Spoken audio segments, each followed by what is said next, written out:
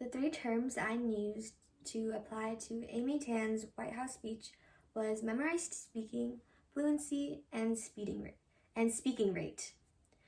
To define the terms, memorized speaking allows the speaker to make emotionally touching or humorous statements without having to read a joke or a story, which makes it seem too rehearsed and disconnects the speaker to the audience.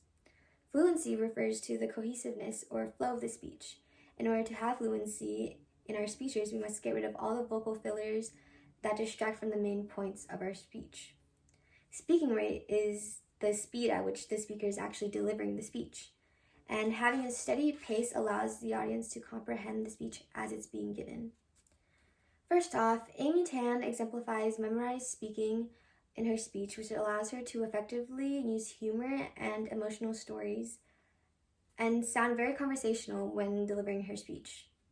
This also allows her to make better eye contact with her audience, as she doesn't need to look down at a piece of paper the entire time. This makes the speech feel a lot more intimate with her audience and a little more conversational because she's not directly reading from a piece of paper. And it makes her, which would make her speech seem a lot more rehearsed and ingenuine.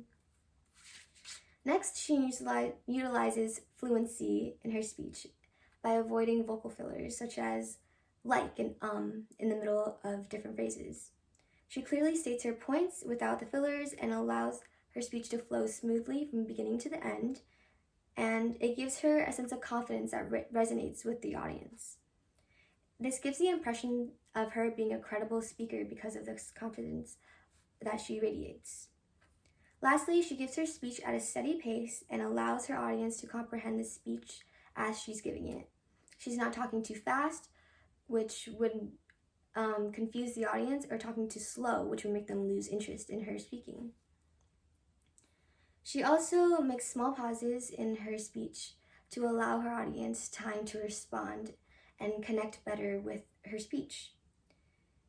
These pauses allow for audience to either laugh or clap as a way of interacting with her speech and connect more with her as a speaker. In conclusion, I selected these terms because they're all strategies that I want to use in my own speeches in order to make them more effective and persuasive to my audience. Amy Tan demonstrated these skills very well as she portrays a sense of confidence that gives her credibility as a speaker. She's a great example of how I would like to deliver my speeches because of the conversational nature that she gives off and how it allows her audience to resonate with the message she's trying to convey.